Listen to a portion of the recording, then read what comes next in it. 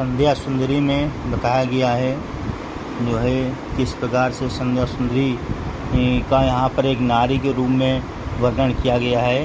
ये कवि ने यहाँ पर प्रस्तुति की है। चलिए देखते हैं। कह रहे हैं दिव सावसान का समय, मेघ में आसमान से उतर रही वह संध्या सुंदरी परी है।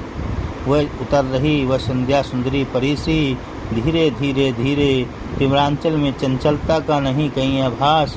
मधुर मधुर है दोनों उसके अधर, किंतु जरा गंभीर नहीं है उनके हास विलास। हंसता है तो केवल एक तारा, उता हुआ उन घुंघराले काले काले बालों से, हृदय राज की रानी का वह करता है अभिषेक।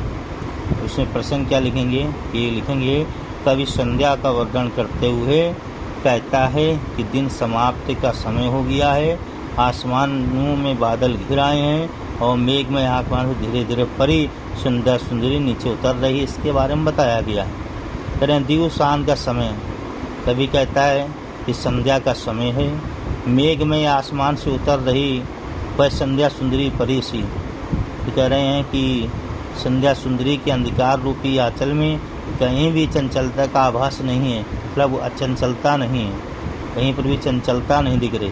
ठीक है, मेघ में आसमान से उतर रही, आसमान से उतर रही है संध्या सुंदरी परी सी।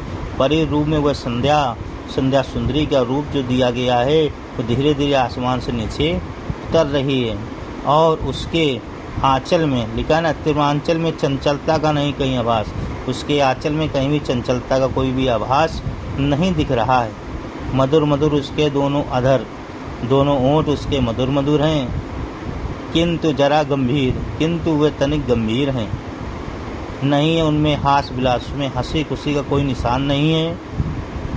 हंसता है तो केवल एक तारा, कह रहा हंसी खुशी कहीं स्थान नहीं है।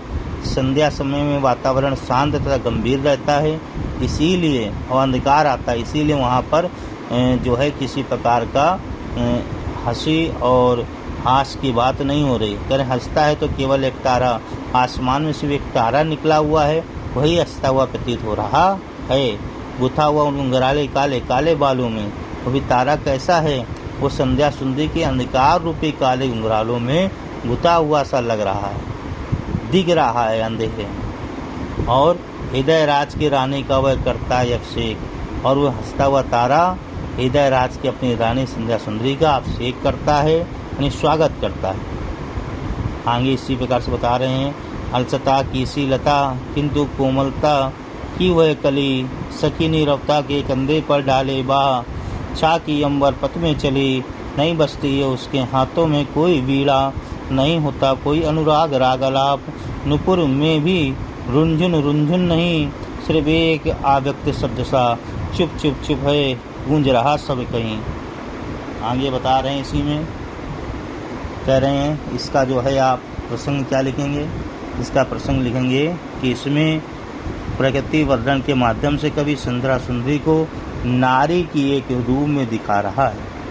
कह रहे हैं अलसलता की सी लता, किंतु कोमलता की वह कली। कह रहे संध्या को देखकर ऐसा प्रतीत होता है वह आलस की लता है, लेकिन कोमल कली की भांति है। आलस की लता है लेकिन कोमल कली की भांति है।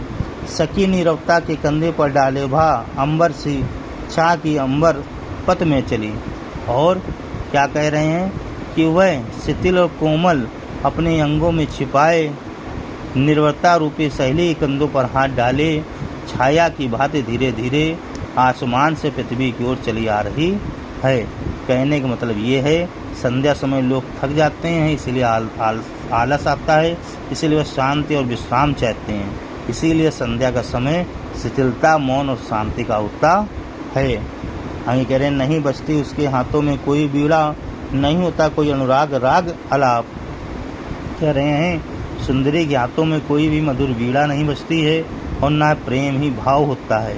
वह धीरे धीरे इस पृथ्वी पर अवतीर्ण हो रही है, और तो और नुपुर में भी रुंझुन रुंझुन नहीं, सिर्फ एक आव्यक्त शब्द चुप चुप चुप है, गूंज रहा सब कहीं। और उसके आने में भी पायलों की रुंझुन की आवाज़ नहीं सुनाई दे रही है, बस संसार में एक शब्द सुनाई दे रहा है, और जो है वो है चुप चुप चुप।